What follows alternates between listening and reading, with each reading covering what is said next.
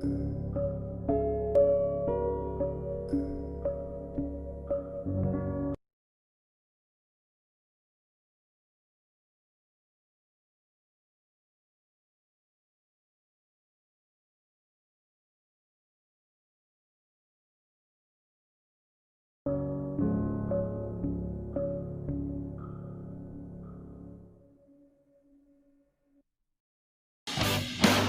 here we go.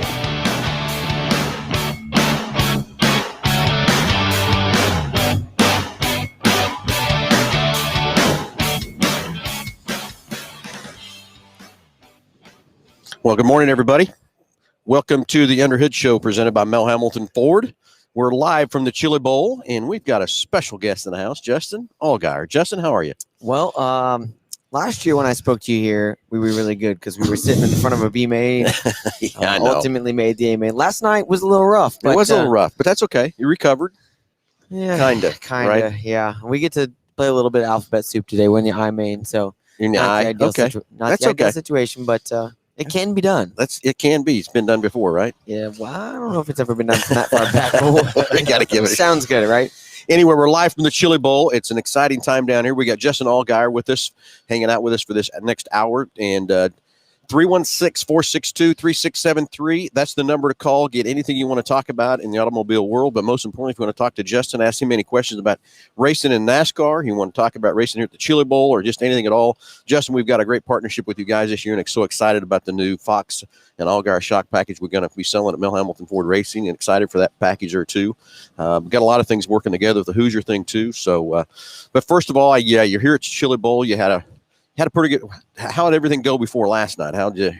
Well, up until last night was really good. You know, we had a lot of things that were going in our favor, and practice was good. And we started out last night good, and we were able to win our heat race. And then that's where the proverbial wheels fell off, I guess. You know, in our qualifier, we had some. I don't know. We had some challenges. I don't know what we had going on, but I ended up getting turned around, trying to come back to the field, and one of the competitors decided to change lanes at the last minute. And I saw that too. I went up and over, and you know, we have an Evel Knievel tribute car this year. It's a very cool car. It looks great. Yeah. But I was hoping not to make any jumps like Evel, and I think it might have. The gentleman that was in front of me decided that he thought it was going to, you know, he would be the ramp. So he would be the ramp. You know, that's where it kind of ended for us. But still, you know, I think this race, you know, as frustrated as you get with it, and as much as it bugs you, you always want to come back and do it again next year. I'm already ready for next year because this year just kind of roll on, right?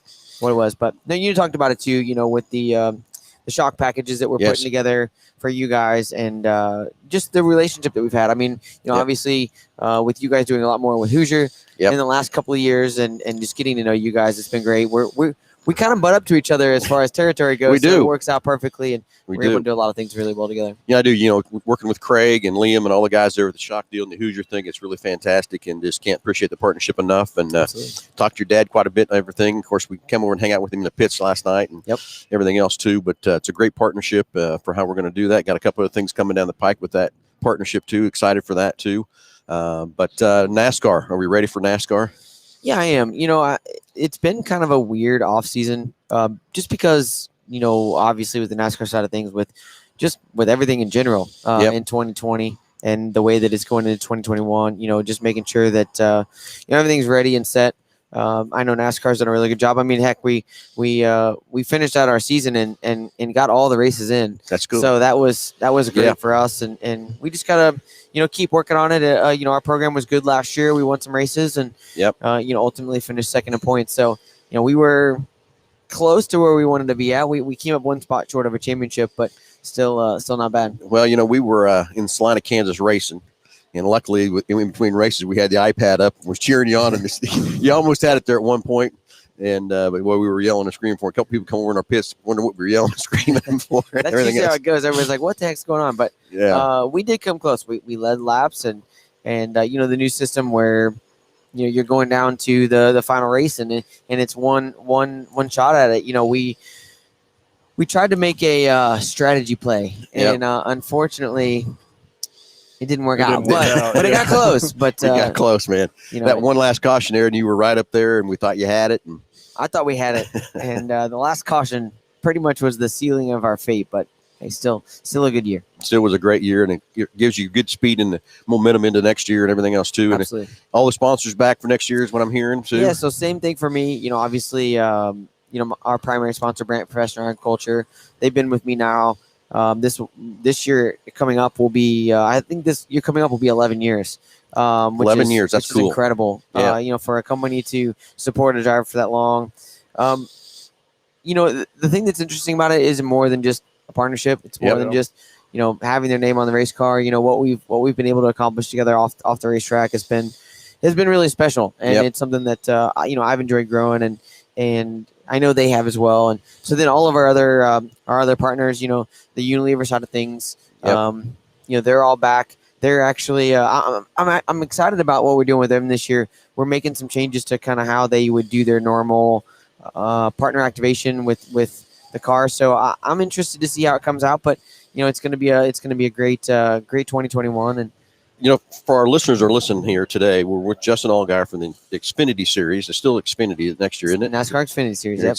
In Brant, what is Brant? I mean, so our listeners can kind of understand what Brant, who they are, what they do. And so Brant is in the agriculture industry. They're a plant micronutrient company. So the way I always kind of always tell people is they're in the vitamin business, right? Vitamins, really? Yeah, okay. So if you picture what we would take as a vitamin, that's what they're doing for your crop. So if you're a farmer and you're in the agriculture industry, they actually have diversified a ton. They've gone even deeper now, and they actually have a turf division that is growing like crazy. They do a lot of golf courses and make sure that golf courses are nice and green and the grass is doing what it needs to do. There's actually some pretty famous places that you would have seen that are green and look good because of their products, and it's pretty awesome. So that to me is really cool. Fruits and nuts, they've developed products to kind of go on that end of things and really help the citrus and the nut industry to help the products grow. And basically what it comes down to is when you farm on a regular basis, everybody always that's around farming it all knows, you plant beans one year, you plant corn the next, and keep the ground fertile.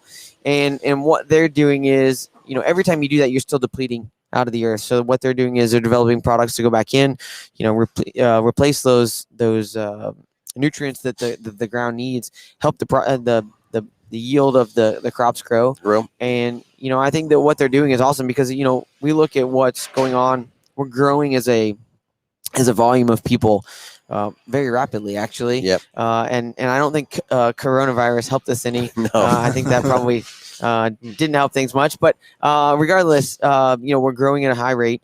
And truth be told, the farmers that we have now, there's not as many younger generation that are taking over those roles, and a lot of farms are getting bought up, and it's very stressful and tough on them economically. Some of those farmers are having to succumb to the financial side of things. So when you get in those moments, if you have more people and you have less ground to grow crops on, it makes those crops that you are growing that much more valuable and that much more important. And so they're kind of leading the front on that to try to help develop products to help our farmers get the best opportunity they can to get the best yields they can.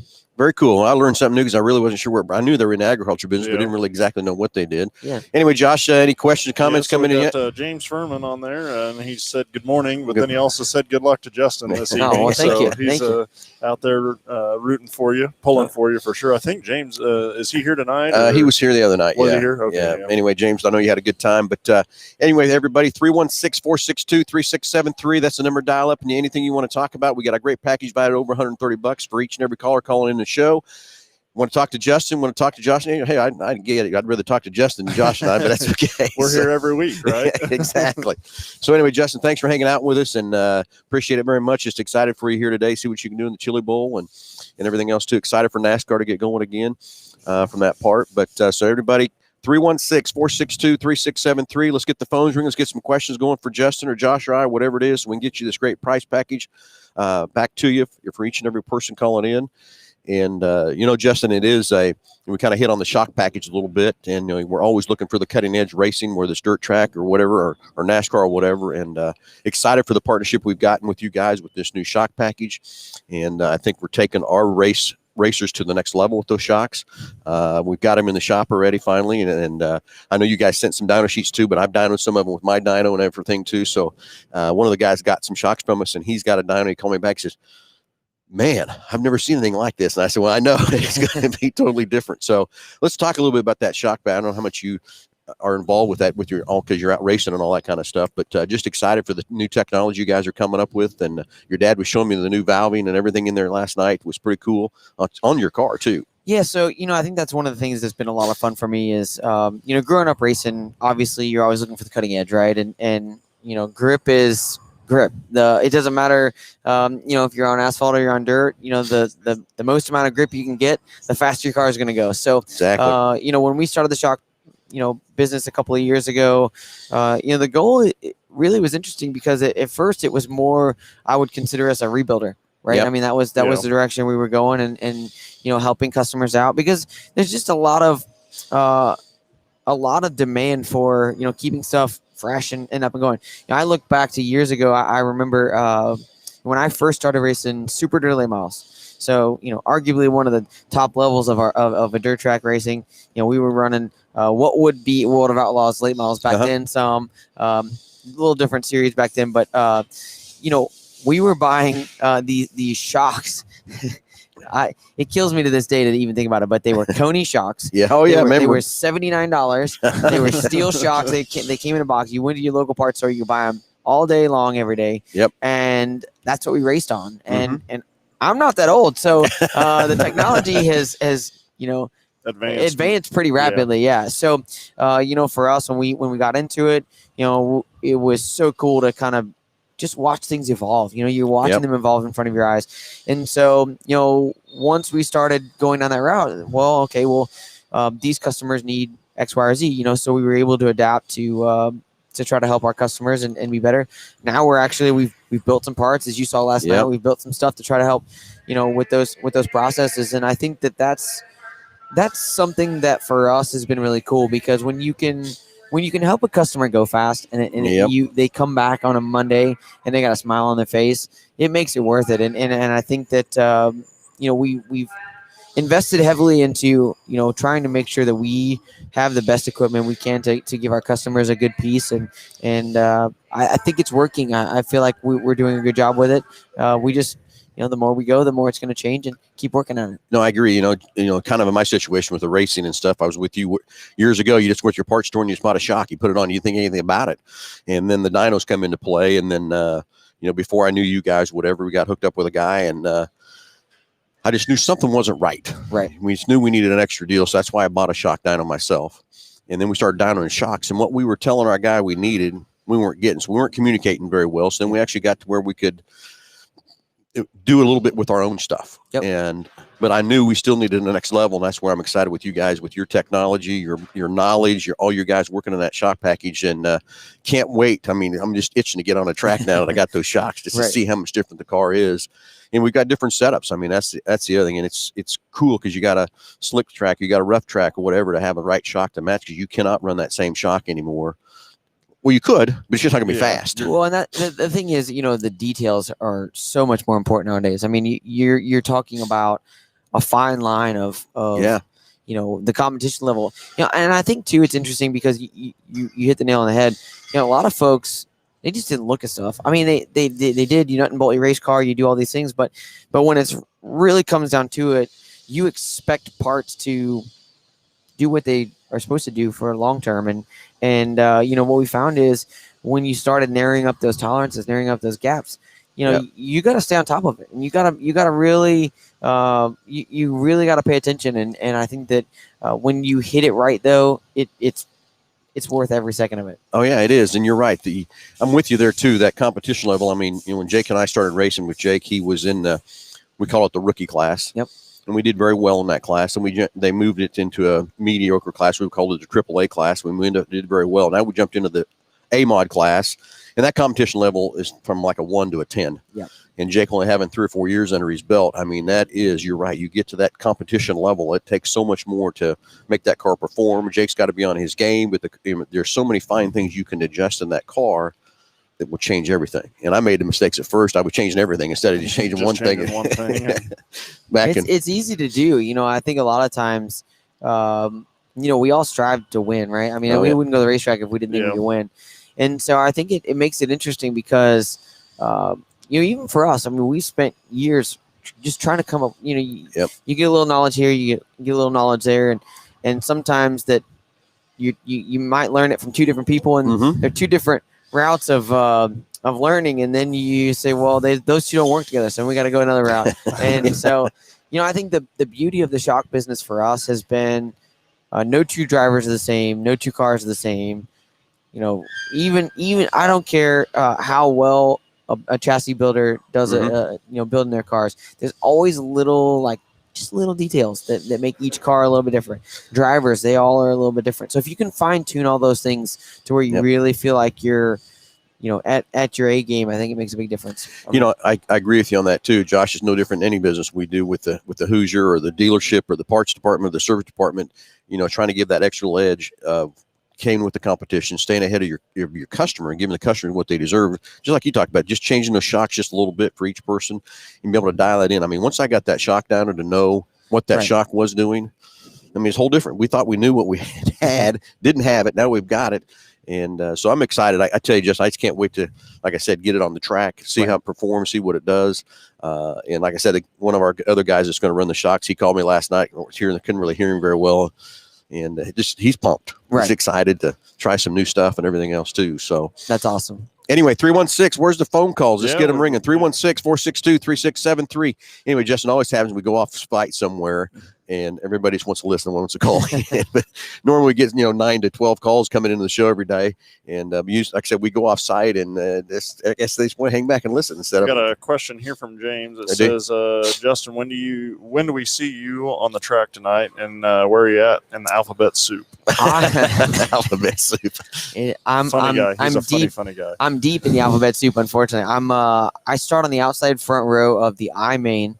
What's really interesting about my I main is that the pole car is my teammate, Amelia Hoover. I'm on the outside front row, and the third place car is my other teammate, Brendan Bright. We have all had one of those weeks where just things didn't work out the way we needed it to.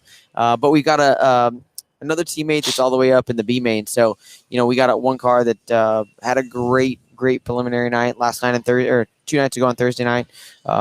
Trey Gropp, he had a great night. So, we got one opportunity to really kind of rebound for the team, but I'm pretty bummed with the I main. I'm not gonna lie. I don't blame you. I don't know, but it's better than the O, right? Better than the O, right? How many cars you got on your crew team?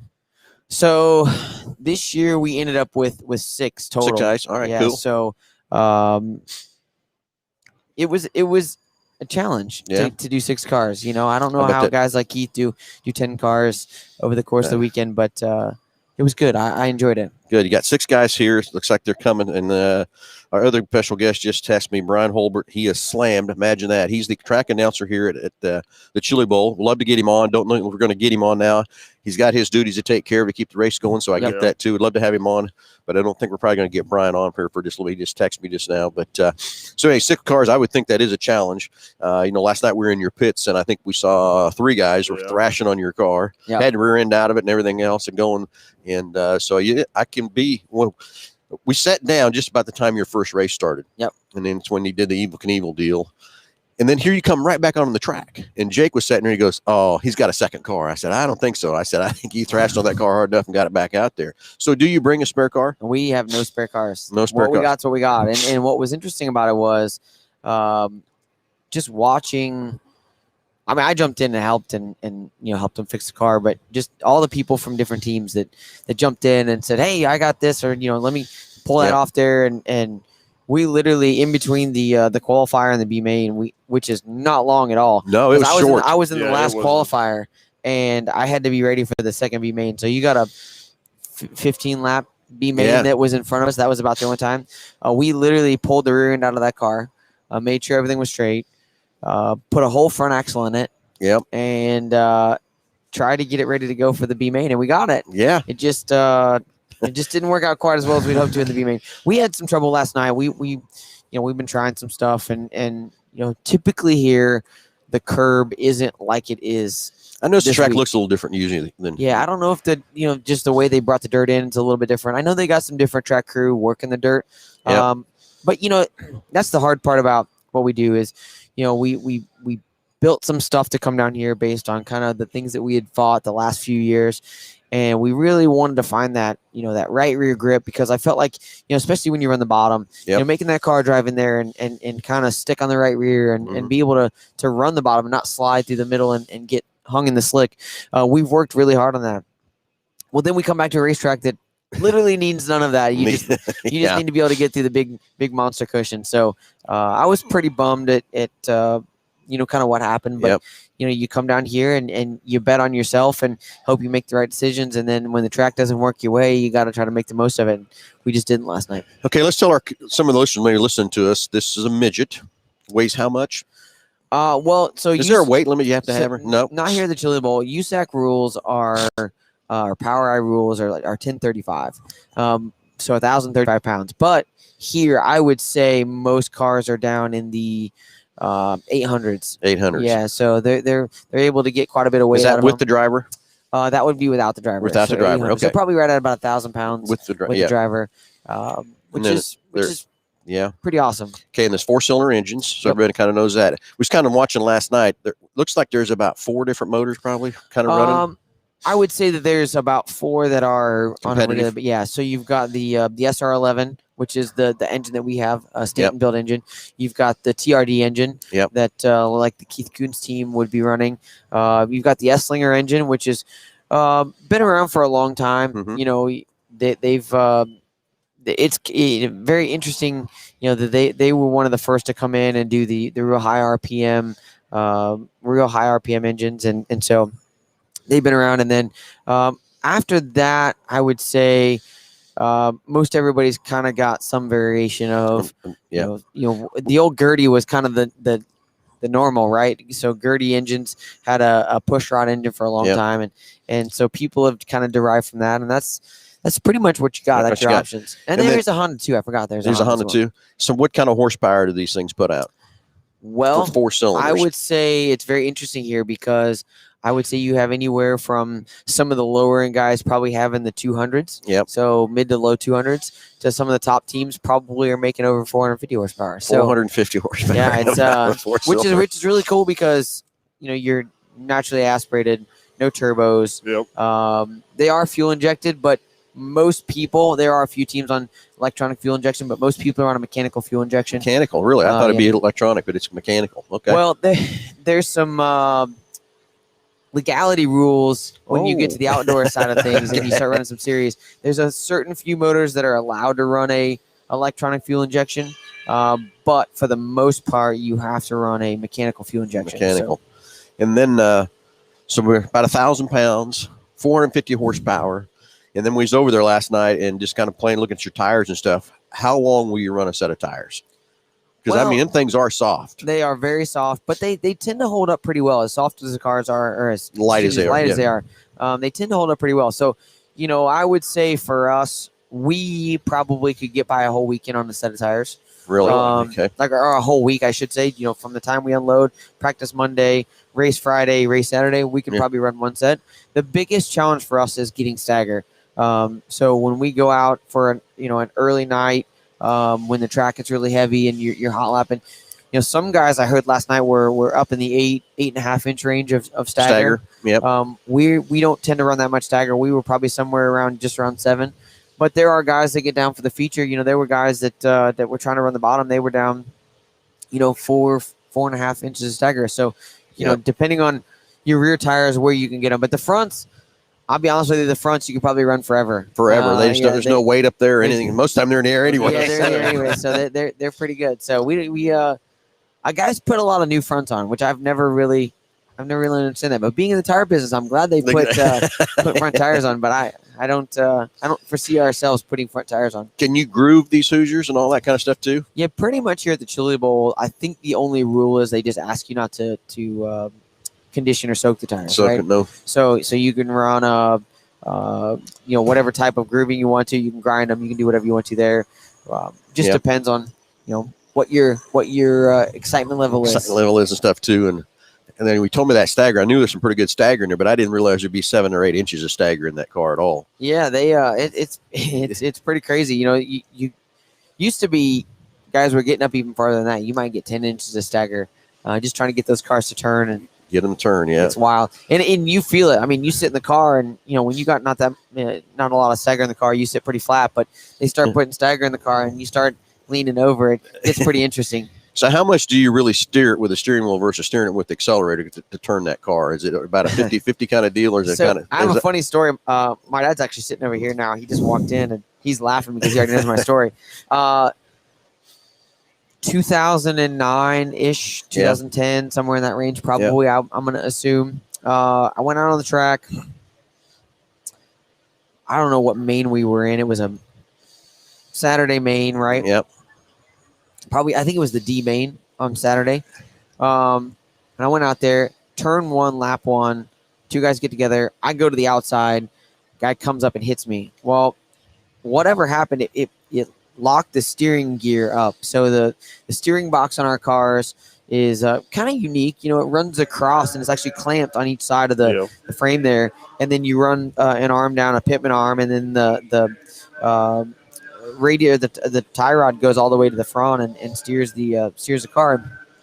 So it locked the steering box where my steering wheel was at, and it broke. So the actual steering wheel was just spinning. It'd be like you grab your child's little tyke car and you just grab the steering wheel and it just spins. So I was kind of sitting in the car, and I'm rolling around under. I didn't stop. I was rolling around under yellow, and I'm like gassing up to turn right and braking to turn left. And I'm like, okay. So we take the green, and I just ran with it. Ran with it. Yeah, I went, and I finished the race. I couldn't get back up the ramp. They had to tow me up the ramp. But so I get all said and done, and they all come over, and they felt like I was probably a little squirrely, a little erratic. And he come to the I'm going to call it the window, but he came to the side of the car, and he's like, what happened? And I just took the steering wheel, and I just spun it, and just spinning. And he reached in there and just turned the steering wheel, and they couldn't believe it. And that's when I realized, there's a lot more to this than just steering and, understanding where the load of the car was at and how much brake to use, how much gas to use. It's definitely wild. Well, yeah, that's why, because I was watching last night, just seeing how, you are using the wheel, but when you're accelerating, those front wheels, there's hardly any pressure on those front wheels. So that's why I figured you had to be doing something with the brakes and everything else to steer that car just as much as you're trying to. So have you ever ridden with somebody and they're a terrible driver and you reach up and you grab the handle, right? Yeah. That's what we do with the steering wheel. You really don't need it, but it's a comfort thing. You feel like, oh man, I'm actually doing something. I'm really doing something here. Yeah. So that's they brought that 2-seater out last night and run that around. That was pretty cool too. But I would love to drive one of those cars, and that's where Jake he's dying to get in one of those cars too. But is there a lot of G-force in that car? Well, let's compare it to the NASCAR. It's got to be a lot more in a NASCAR car than a lot more in a NASCAR. But the thing that's interesting about racing here, like at the Chili Bowl, racing dirt, with these style cars, you're on a really small racetrack. So, you're driving that thing into the corner at a high rate of speed for the size of the racetrack. And when it sticks and when you catch the cushion just right, or when things work out, it's slinging you around in there pretty good. So having a good safety equipment and being locked in there is really good. But what's funny is, like, I look at the modified. So we have a UMP modified that we run, and it is so different than this. So is different. It that much difference? Oh, absolutely. And it's so crazy how everything that I've ever driven in my career, you go get in it, and a lot of it's dependent on the track, a lot of it's dependent on the type of car it is, but it's just crazy how much different they are. Much different. I could see that too. But like I said, I was watching you last night and seeing that where you're wheeling in there and stuff, and you got to have that butt feel too. I would think a lot of that in that deal and everything else too. But would love to get behind one of those cars, but also be kind of scary too. So I was watching that 2-seater, I actually got to give my dad a ride in the 2-seater sprint car here. Oh, really? So for many years, Jack Hewitt's brought a 2-seater sprint car, but it was always a little too big, right? I mean, the sprint car here on this size of racetrack, Yeah. I mean, it was pretty well maxed out. I don't know what gear we had in that thing, but I think it was like a 9 something. I mean, literally it barely keeps the thing running. But it's interesting because they built that midget to come out here, the 2-seater midget, and it was actually really cool to watch because I'm so used to seeing the 2-seater sprint car, but it's crazy. You add that little bit of wheelbase, 24 inches or whatever it is, and it completely changes the game. I mean, just watching the drivers that have driven that thing, and it's. I told somebody the other day, I said, when I drove that sprint car, it literally was like drifting a limo. Like you're trying to figure out how to drift a limo because you get an idea of where the right rear tire is at and how far that thing's coming around. And with that, you were touching things that you were like, there's no way I can get to the cushion, and you were already up and into it. And it's just wild what that car drives like. Okay, so now of all the cars you've driven, because I know you drove a lot, what's your favorite thing to drive?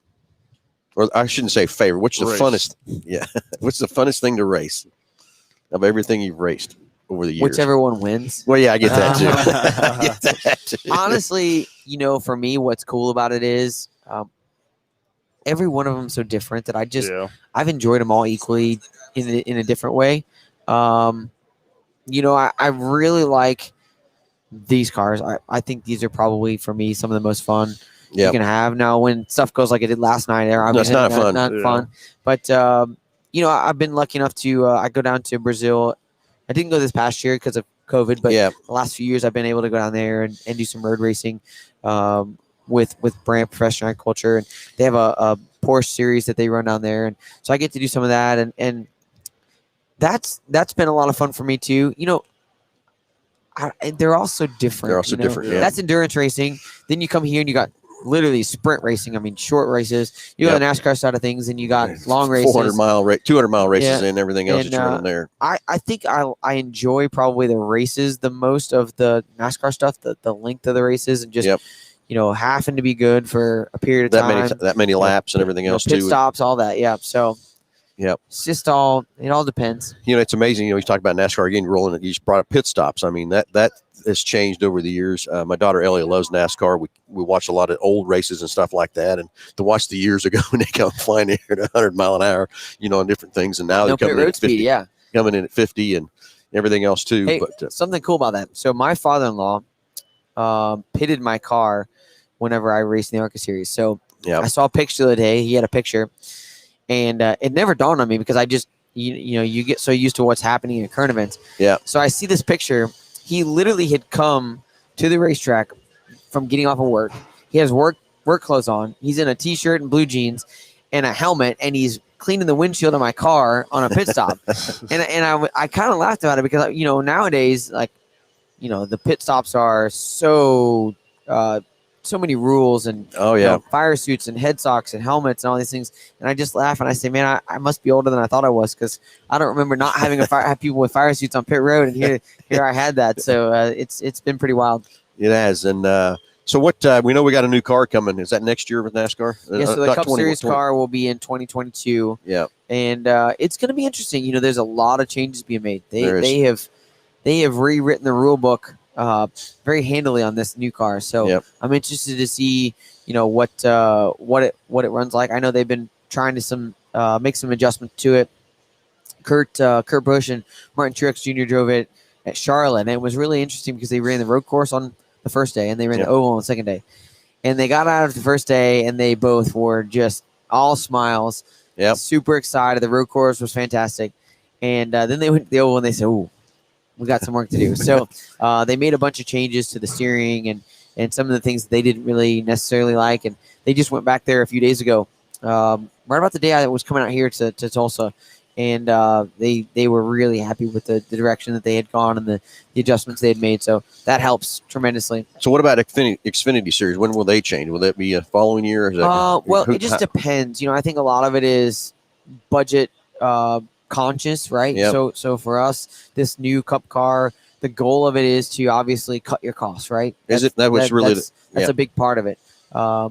it's going to be expensive to begin with, but in the long term, it's going to Save dollars. save dollars.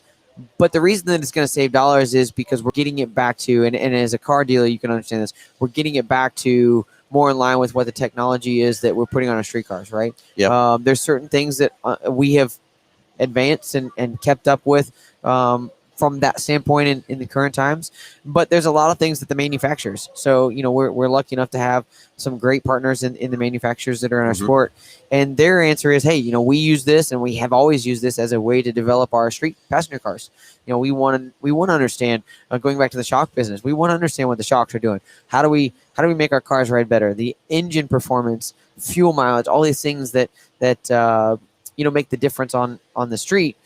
They want to match that closer and closer as we go. So this new car should have some ability to do that more. Good. Yeah.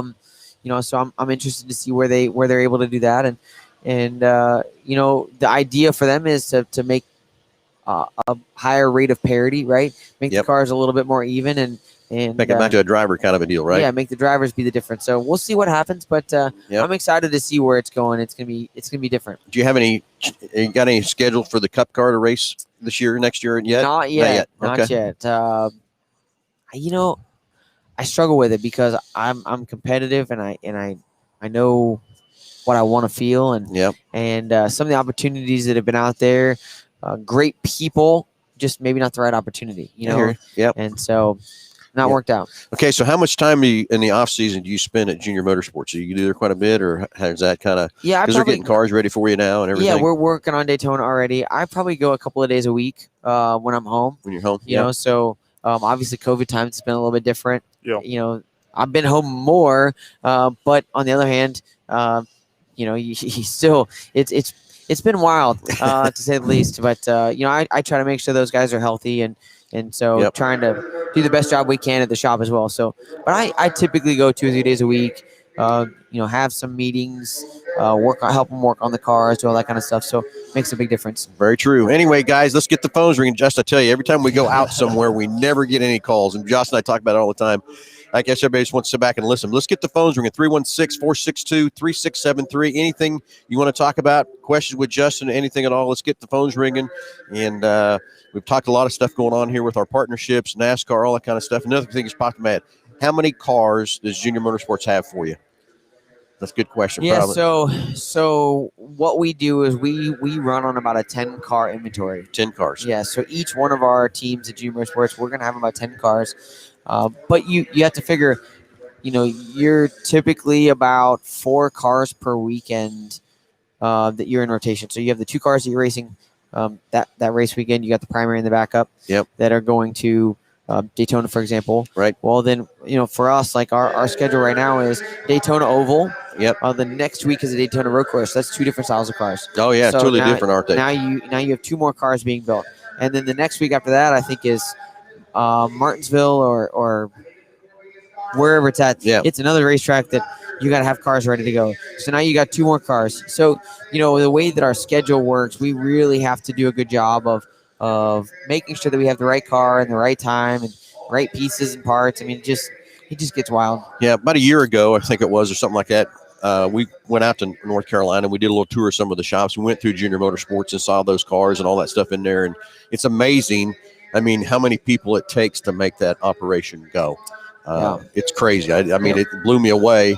We went to all the different race shops, and ones we could see, we were there for a day, and I think we hit probably 7 of them. We went through the tours and stuff, but it's crazy what it takes to put that car on the racetrack. How many people's involved and everything else to put you on that racetrack? It's a lot, and we're pretty lucky in the fact that we have a lot of great employees, but we don't have a lot of employees, right? Yep. We're on the smaller side of the number of people that we operate on.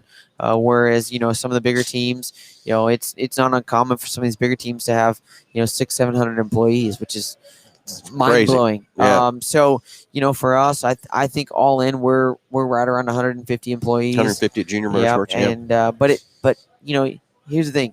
It takes every one of those employees working at 100%, to operate the way that we do. And they do a great job. That's the one thing I tell people all the time. When we go to the racetrack and we don't win, it's not for lack of effort. Oh, yeah. It's not for lack of effort because our guys put in the effort, time, we have a great organization, and just really proud of the folks that work in our shop. I'm sure you are. And, it's amazing to me, too, is how neat and clean and professional all those shops were that we went through, and the amount of money in those buildings and everything it takes to put that together. But again, you got to have that organization to be neat and clean and tight and make those cars. And because, like you said earlier, just one little bit of a mess up or one little bit of a deal, and you're done. Done.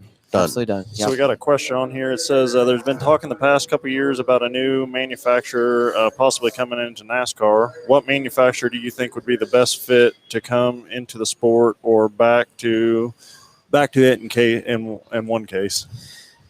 I've been hearing is it Honda? They've probably been the most heavy rumor mill, I would say. Yep. I'm surprised Dodge hasn't tried to get back into. Yeah. The hardest part is, and I think all of these manufacturers are looking at it from a standpoint of, relationship building. Oh yeah.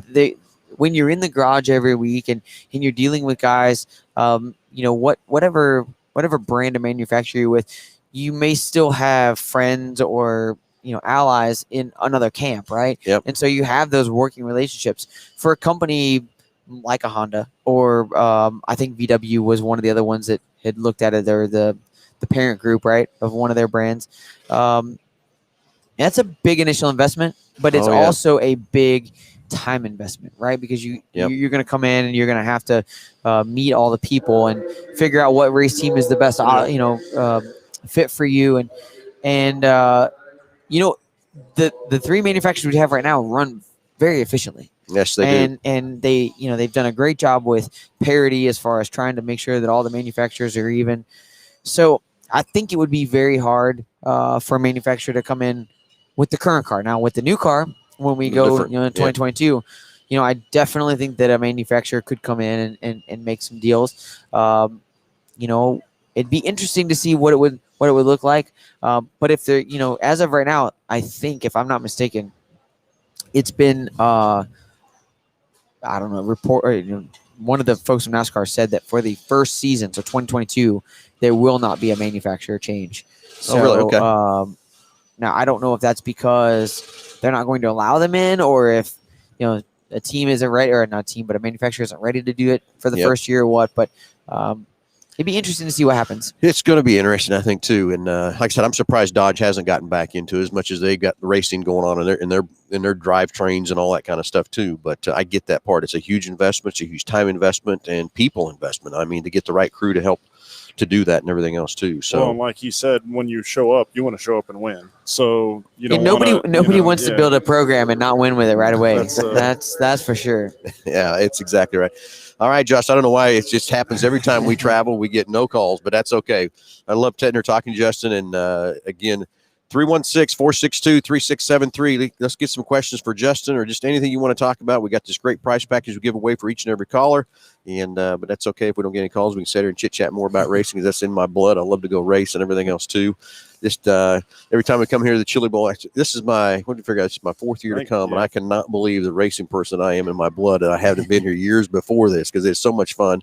And I will tell you, Ellie, my daughter is fit to be tied because when they announced 25% of whether they're going to get tickets, I thought there's no way I'm going to get tickets. There's no way. Well, all of a sudden they showed up in the mail. Well, I told her you wouldn't get no tickets. So she made plans to do other things. And she was so mad and fit to be tied that she wasn't going to get to go here. So she was watching Flow Racing last night and everything else too. But it's just so much fun here. And it's not the same, not all the people here. I get that too. But it's just a blast down here to go race and everything else. Do you race this midget any other time during the year? Or just that's the only time you've got to race it, right? Well, what's your schedule? I made a deal with my wife and my daughter that this would be it. Because of the way these cars are, and when you get to the outdoor side of things, a lot of racetracks are bigger, and there's a lot more that goes into it, and not that you couldn't get hurt. I mean, I could literally walk outside, slip on some ice, and fall down and hurt myself, right? So it's not that I'm scared of the cars by any means, but I felt like the risk versus reward. For me, this is a great opportunity to come and run. But with what I do on a regular basis, it hasn't been worth it, right? Yep. We do have a modified, so I'll get to go run it. Hopefully 10, 12 times this year. 10, 12 on a modified. They were fortunate enough this summer They actually ran our modified. Nick Hoffman drove our car. That's what I heard. Yeah, won the UMP National Championship and the UMP Summer Nationals Championship. So That's very cool. yeah, they started out as Did you have the Algar shocks on that car? we did. Yes, that was a great thing. It was funny because we started out and Nick had sold the cars that. So Nick is the owner of Elite Chassis. And Elite so chassis. Yep. he had some cars that he had built for himself, and customers needed cars right away, and so he sold his personal cars. Did he? And got his customers up and running, and so post pandemic kind of lockdown, he came out of it and said, man, I just don't have anything together. I had customers needed cars, and of course nobody ordered cars before the pandemic. Right. Once the pandemic happened, then they needed cars, and they just didn't have time to get any built. So he said, hey, I'm building the car, but you think there's any way I can run some races at the beginning of the Summer Nationals? And so I think we ran the first week and we won 3 or 4, and Yep. so then it's like, well, let's just keep going, and won a few more, and we won some more, and then they had a break in the Summer Nationals, and we decided he was going to put his car together during the break, and then we decided, well, we're already this far. Why do that? Let's When just you're keep winning, going. just keep going, right? And then ultimately, it was crazy because they won I think 16 or 18 races on the Summer Nationals Tour. That's pretty cool. And then 23 or 4 total for the year. So And that's the UMP. UMP, class. yes, yeah. Yeah.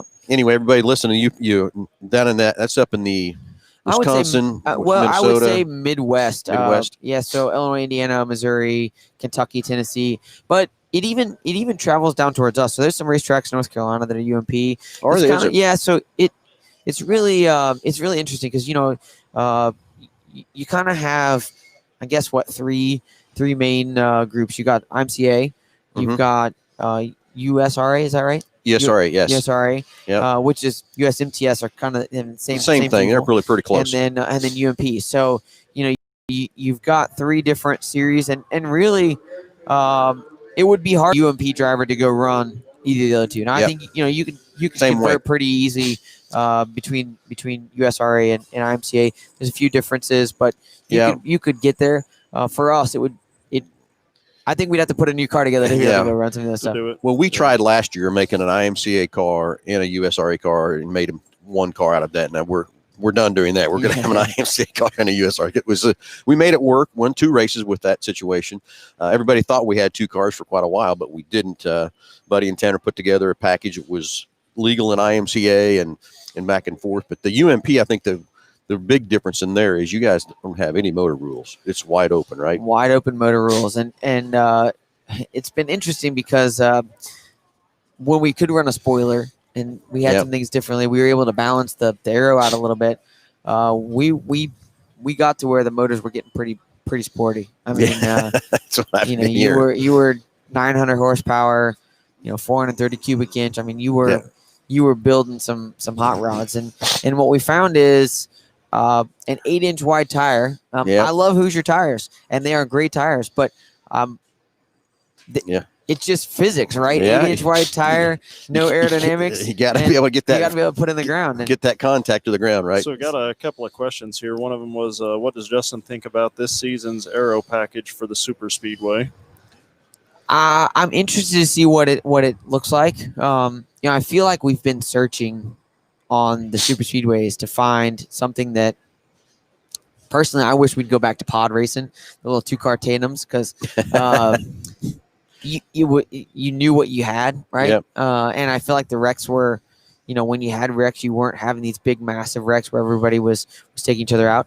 And the hard part is the cars have become more safe and guys feel more invincible, so then they drive more like an idiot and wreck the whole field. So I'll be interested to see what it does this year. I think that they've tried to speed the cars up to make them a little more uncomfortable, so the driver says, "Hey, maybe this isn't what I should be doing," but doesn't necessarily always work as far as what we needed to do in the front. So we'll see, but hopefully it's better. Yeah. The next question is, who's the next NASCAR driver that you feel will give in to temptation and race the Chili Bowl? Oh, that's a good one. I saw Blaney here all week. Really? So Blaney's here with Chase Elliott. Although knowing Mr. Blaney's boss, Mr. Penske, and missing a few years of Chili Bowl because Mr. Penske asked me to not run, I think I'm pretty confident I know his answer, what he's going to say. But, I think that, this year was cool because we had Kyle Larson, we had Christopher Bell, we had Brian Newman, you had Chase Elliott, Chase Briscoe, Ryan Ellis, Garrett Smithley. Trying to think of There's other quite a drivers. few here, yeah. Yeah, quite a few drivers here. And what I think is funny is the more you see guys come in and do it, the more they talk about it, the Yeah. more other people get Yep. interested in it. So it wouldn't surprise me if there's one or two next year that come and try to be a part of it. Jump into it. And then there's just a statement on here says old Kenny Wallace learned the hard way about changing his car up to run with the US MTS a couple of years ago. He did that. Yeah, he did. He did for sure. It is funny. I personally don't go run USMTS. Yeah. There's a slight issue for me on what tire brand they've got on their cars. So Well, I I hear typically don't go and run it. But I do have a lot of respect for those guys that travel that series. Modified racing has come so far in the last 10 years. I mean, it's just absolutely incredible. Yep. And I wish there was a little bit more of a way to have some crossover, Yep. just because I think that the talent level of those guys is incredible. I'd love to see what they could do some of our racetracks and vice versa. I'd love to be able to travel to some of the racetracks and run, but maybe in the future we can make that that happen. happens to be one of the next questions. It says, what would it take to get the modified to 81 Speedway this year? Well, I don't know that my modified could run at 81 Speedway, but Yeah. not saying that 81 Speedway is out of the question, but might not just be in my car. So There you go. Anyway, yeah, there was USMTS was trying to get a race with UMP. Yep. And it all kind of blew up, and I thought I was getting pretty close to kind of race to see what a UMP car would do against the USMTS guys and stuff too. And Justin, I get what you're saying with the tires and stuff like that. Hoosier guy that I am and everything else too, but in my area, I got to run with those guys every now and then. So I got to put that other tire on there as much as I don't like to do that or whatever, because I want to sell the Hoosiers and everything. That's also why we're running IMCA, because it's got the Hoosier tire and stuff too. And that's why we kind of did that from that part. But I would love to see if we couldn't get the USMTS and UMP guys together on a track and see how they compare, what happens. I don't know. It's going to be interesting. Be interesting to see. Let's go on to the next step, because your dad kind of frowned at me last night. We're going to take Jake's car and Tanner's car, and we're going to go to Bristol. Yep. And run the dirt. And so I think the reason I want to go so bad, Bristol's my favorite track that I've ever been to watch a NASCAR race. I Absolutely. mean, it's just Mine so much too. fun. Yep. It's fun. You're great. So when that came up, I said, we got to go. And we're going to run the IMCA class, what we're going to run, because I know that trying to run against some UMP guys with Jake and everything else, it's be tough to do. But Bristol's also the next weekend is going to have NASCAR there. Yep. Is that just the Cup cars, or is that So it's Cup and Truck, Cup no and Truck. Xfinity, which I'm angry about because we should be there, but that's beside the point. can't get in a truck and go right it? Try. I've been trying to lobby for that, but there's a lot of people that are trying to lobby the same I thing. bet so. I am excited about the dirt racing at Bristol. Yep. I really am.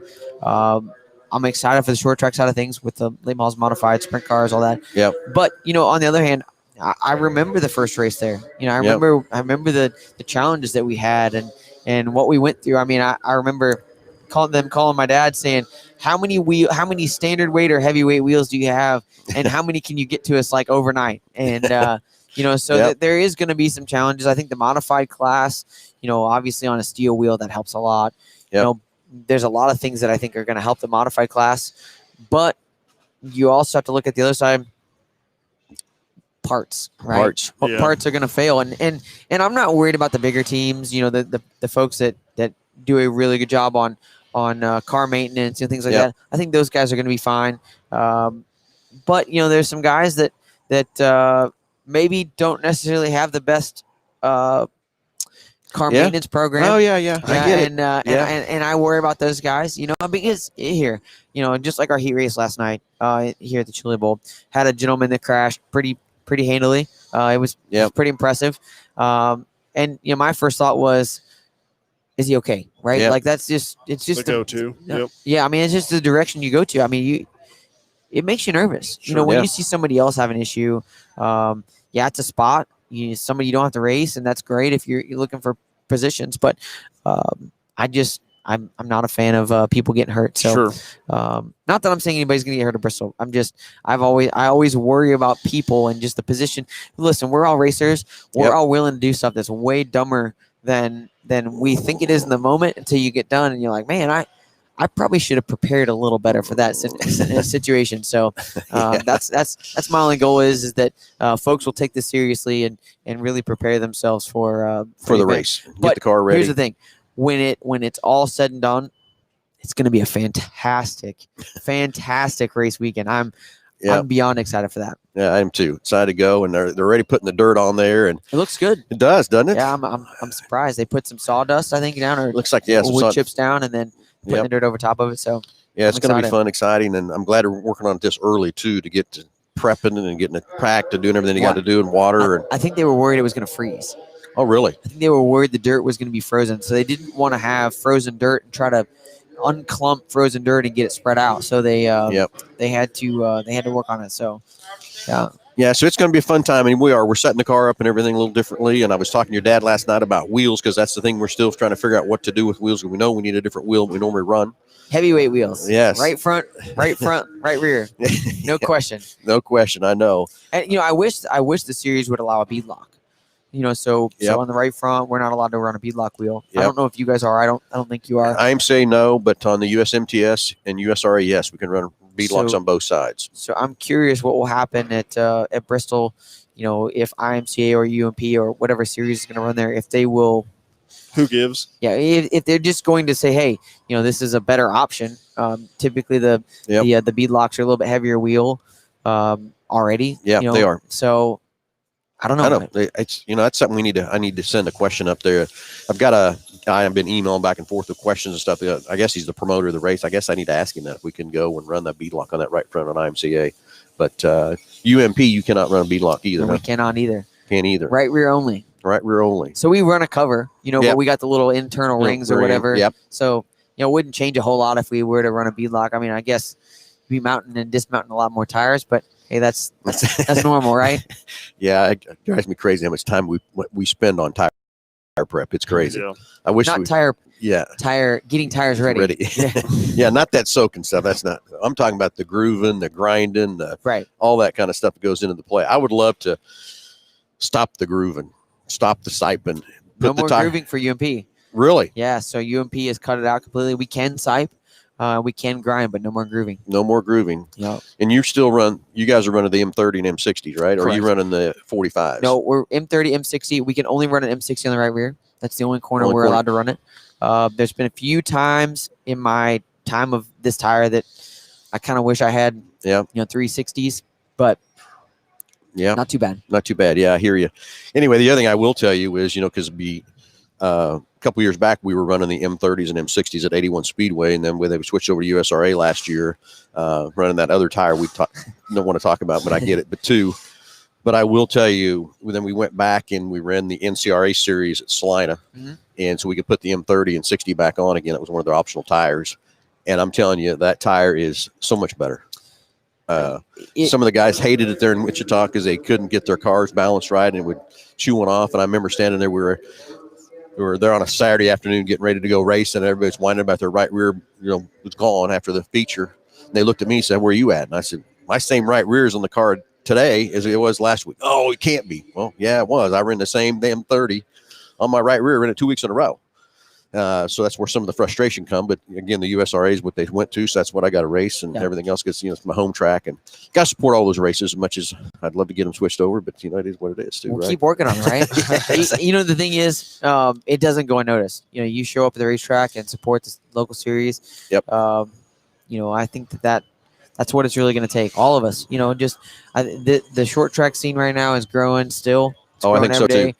and the more support we can give to it, the better. And I know Yep. we do the same. We're just lucky that all the local tracks to us are UMP, so we don't have to pick and choose between different series or whatever. We're very lucky in the fact that we have some A-level racetracks in the Midwest that are, I can picture, 4 or 5 within probably a 2-hour 2-hour range that Yep. that on any given Friday or Saturday or Sunday, you're happy to go to. You know, Yeah. you're excited to go to because they're just great racetracks and they run a good show and Yep. they promote them well. So You know, it's like me, they're locally stuff. I kind of stay close for the hours I spend at the dealership and stuff like that too. But love to go to Lucas Oil, but man, it's 4 hours one way and 4 hours back, and that 8 hours with the drive time just not my cup of tea. You so know what maybe I'm you need to get your pilot's license. saying? Just, Josh got him right there. yeah, just run a little join a little club and tell Well, somebody else to take the car for you. When we went to Kansas City and raced at Lakeside, that's what we did. Yep, We said his yep. brother-in-law took my rig and took Yep. off,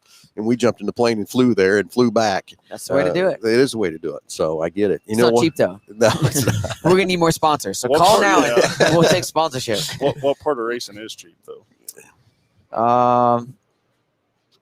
Go-kart. No, that's not cheap either because I did that too. It's a great question. It's a great question. So anyway, guess what? It's 10 o'clock already. It's It crazy. is 10 o'clock. We got a Just few flew questions by. coming in. Yeah. I wish we had some callers, but I get it. It happens every time we travel. Everybody sits back and listens and stuff. So Justin, it's cool that you're here. Thanks for taking this time. I know you need to get back and get going, get ready to the car.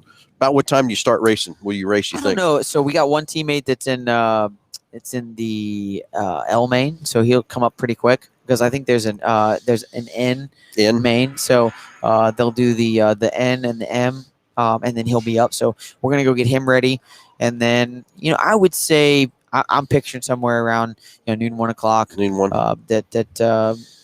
That we'll get on the racetrack, which is way earlier than I'd like to be on the racetrack. I get it. Usually, I like to be on the racetrack when the sun goes down, but not the case this year. So That's right. Just get after it, drive your butt off, and get in there and keep moving. And it's 4 move each class. Each, well, each some of them are race? different. I think the I main is actually 6, 6. Oh, good. but then it's 5 for the next Yeah. one, and then I go up like 2 or 3 mains, and then it goes down to 4. And I'm like, man, we're going the wrong way here. I want more cars to come to, but they've got a theory on how they move people forward. So Yeah. go move at least 1 or 2 races, and Keep I going. feel happy. Exactly. So anyway, this hour's blown by as always. Yes, Sometimes yeah. Josh and I tell each other we got to have a 2-hour show sometimes just to get things going. But Yep. Justin, again, thanks for the partnership Yep. with us, with Mel Hamilton Ford Racing and the Algar Shocks. I'm looking. It's going to be an exciting year. See what we can do with that program and stuff. Like I said, we got a lot of excitement at the store already from that part. So appreciate that. I appreciate you taking this hour hanging out with us. It means more to me than you can imagine. So So we're glad to do it. we're always rooting you on. Me and my daughter Ellen, my son Jake, we're always rooting you on Saturdays, watching what you're doing and everything with NASCAR. So I appreciate that very much. Thanks again for being here. Gator, thanks for coming and hanging out with us and everything you do for us too. Josh, it's time to go. Let's do it. I hate you to say guys. it, but it's time to go. Justin, good luck today. Appreciate Go it. make it happen. And thanks again for everything. We're gonna try. Appreciate it. You betcha.